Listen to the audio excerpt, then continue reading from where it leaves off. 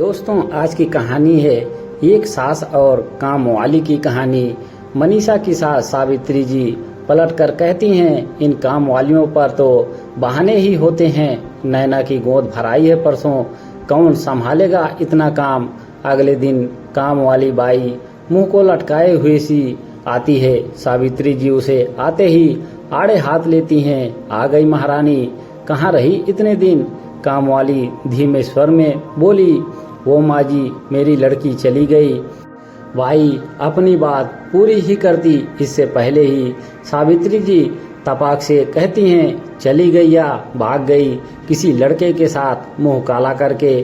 तू काहे को इतना दुखी हो रही है, तुम्हारी कौन सी इज्जत होती है।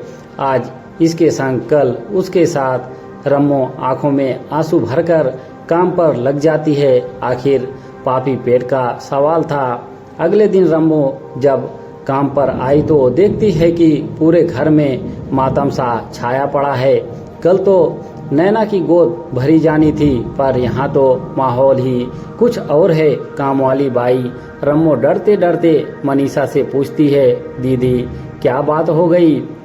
मनीषा कहती है, वो नैना किसी के साथ चली गई। चली गई? किसके साथ? रम्मो ने पलट कर पूछा। मनीषा सिसकती हुई कहती है, वह सब्जी की रेहड़ी वाला आता था ना, उसी के साथ चली गई। चली गई या भाग गई, खानदान की इज्जत में बट्टा लगाकर। अब बोलने की बारी रम्मो काम वाली की थी।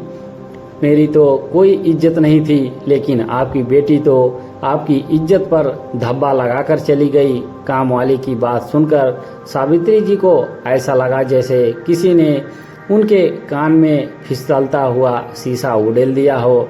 रम्मो कहती हुई अपना थैला उठाकर तेजी से बाहर निकल जाती है। गरीब हो या अमीर, इज्जत सभी रखते हैं। किसी को छोटा समझकर उसका तिरस्कार नहीं करना चाहिए।